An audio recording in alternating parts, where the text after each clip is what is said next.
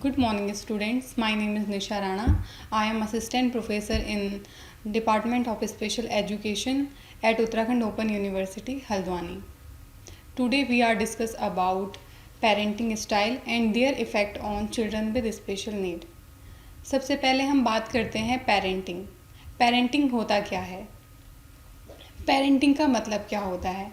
बच्चों का पालन पोषण करना, उनकी देखभाल करना, उन्हें सही संस्कार, शिक्षा और जीवन जीने का तरीका सिखाना, ये पेरेंटिंग होता है. पेरेंटिंग का मतलब पालन पोषण से है, बच्चे की अपब्रिंगिंग से है. किस तरीके से पेरेंट्स अपने बच्चे की अपब्रिंगिंग करते हैं. फॉर एग्ज़ाम्पल, जैसे पेरेंट्स को बच्चे को अच्छे बुरे की समझ सिखाना, स्कूल का होमवर्क करवाते रहना, गलतियों पर समझाना और अच्छे काम पर उनकी सराहना करना, ये सारी चीज़ें पेरेंटिंग में आती हैं. बात करते हैं पेरेंटिंग स्टाइल. पेरेंटिंग स्टाइल क्या होता है? पेरेंटिंग स्टाइल में बच्चों का विकास, उनका किस तरीके से उनका डेवलपमेंट हो रहा है, उनके मानसिक स्वास्थ्य पर क्या इफ़ेक्ट पड़ रहा है, ये सारी चीज़ें पेरेंटिंग स्टाइल के अंतर्गत आती हैं. जैसे दिव्यांग बच्चों की अगर बात की जाए, दिव्यांग बच्चों के लिए और भी महत्वपूर्ण हो जाती है क्योंकि उन्हें विशेष देखभाल और ध्यान की आवश्यकता होती है. पेरेंटिंग स्टाइल 4 टाइप का होता है. डायना बॉम्ब्रिंग ने 1960s में 4 टाइप के पेरेंटिंग स्टाइल को अपनी रिसर्च में बताया था. First, authoritative parenting. सेकंड है ऑथोरिटेरियन पेरेंटिंग. थर्ड है नेग्लेक्टफुल. फोर्थ है परमिसिव. अब हम एक एक करके इन टाइप्स के बारे में बात करते हैं.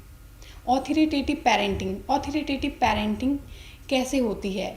अगर हम इसकी विशेषताओं की बात करें तो ये एक बैलेंस्ड शैली होती है, एक बैलेंस्ड स्टाइल होता है जिसमें पेरेंट्स अपने बच्चे की नीड और उसको कितना प्यार देना है, कितना उसकी नीड के अकॉर्डिंग उसको उसके लिए रूल बनाने हैं, ये सारी चीज़ें ऑथोरिटेटिव पेरेंटिंग में आता है.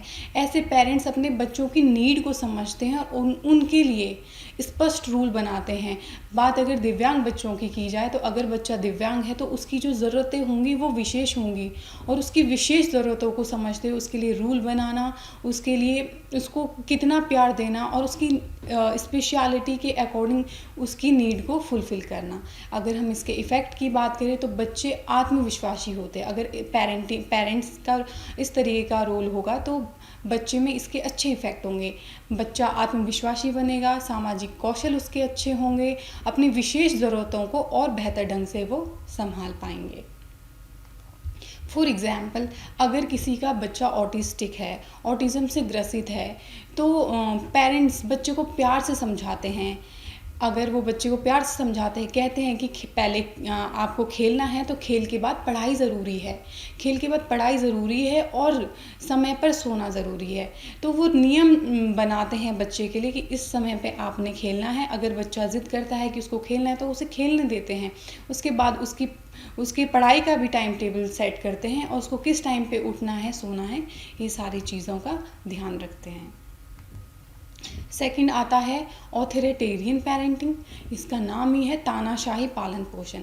इसमें पेरेंट्स क्या होते हैं, रूल बना देते हैं बच्चों के लिए, कठोर नियम बनाते हैं. पेरेंट बच्चों के लिए रूल बना देते हैं और बच्चों को वो फॉलो करना होता है. वो ये नहीं देखते कि बच्चा कर पाएगा या नहीं कर पाएगा. ऐसा नहीं है कि वो प्यार नहीं करते, प्यार भी करते हैं बच्चों को, लेकिन बहुत कम शो करते हैं. लेकिन वो जो रूल बना देते हैं बच्चों को फुलफ़िल करना ही होता है. जैसे अगर इसके इफ़ेक्ट की बात करें तो बच्चे में ना डर और असुरक्षा की भावना उत्पन्न हो जाती है. बच्चा डरने लगता है, वो असुरक्षा की भावना उसके अंदर उत्पन्न हो जाती है. आत्मनिर्भर और रचनात्मकता में उसकी कमी आ जाती है. मेंटली मतलब वो तनाव, उसको बच्चे को तनाव हो जाता है.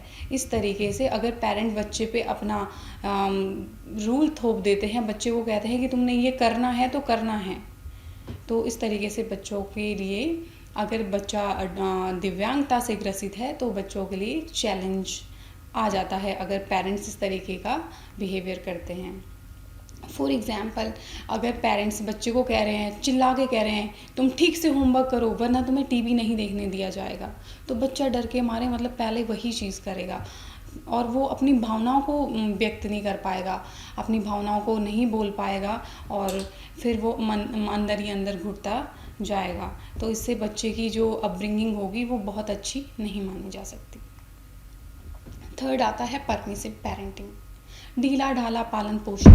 इसमें क्या होता है, पेरेंट्स बहुत ज़्यादा उदार होते हैं, कृपालु टाइप के, और बच्चों को अधिक स्वतंत्रता देते हैं, नियम और सीमाएं बहुत कम बनाते हैं। बच्चे को स्वतंत्रता देते हैं, बच्चे को जो करना है करने देते हैं, रोकते नहीं हैं, टोकते नहीं हैं। अगर इसके इफ़ेक्ट की बात करें तो बच्चे में आत्मनियंत्रण की कमी हो सकती है, विशेष ज़रूरतों के बच्चों को संरचना की कमी से परेशानी हो सकती है, और व्यवहारिक समस्याएं अधिक हो सकती है।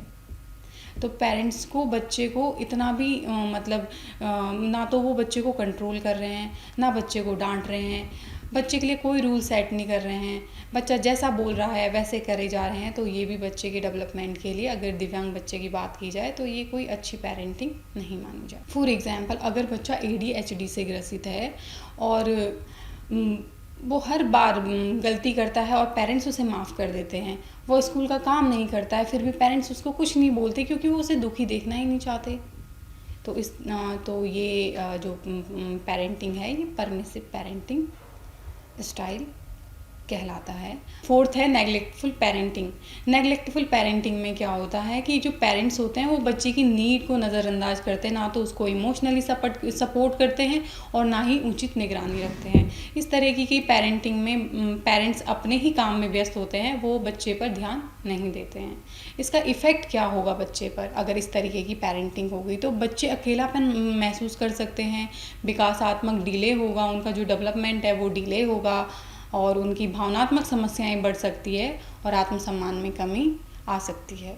फॉर एग्जाम्पल, अगर पेरेंट्स अपने काम में इतने व्यस्त है कि उन्हें ध्यान ही नहीं है कि बच्चा दिन भर में क्या कर रहा है, उसने अपना होमवर्क किया, वो स्कूल गया या नहीं गया, अगर बच्चे को कोई डिसेबिलिटी है तो क्या बच्चे ने प्रॉपर दवाई ली है या नहीं ली है, वो बस अपने काम में व्यस्त है, बच्चा क्या कर रहा है उनको उससे कोई मतलब नहीं होता है। अब हम सबसे बेस्ट पेरेंटिंग की बात करेंगे कि इन सब में सबसे बेस्ट पेरेंटिंग कौन सी मानी गई है। तो सबसे बेस्ट पेरेंटिंग अथॉरिटेटिव पेरेंटिंग मानी गई है, क्योंकि ये एक बैलेंस्ड पेरेंटिंग होता है जिसमें पेरेंट्स बच्चे का नीड को ध्यान में रखते हैं, बच्चे को किस टाइम पे कंट्रोल करना है, बच्चे को कितना प्यार देना है, हर एक चीज़ का बैलेंस होता है।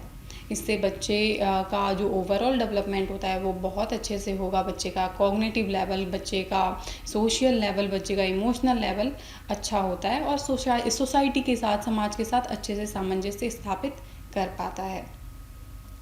सही पालन पोषण से दिव्यांग बच्चों में आत्मविश्वास और खुशहाली बढ़ सकती है, इसलिए पेरेंटिंग सबसे ज़्यादा इम्पोर्टेंट रोल निभाती है।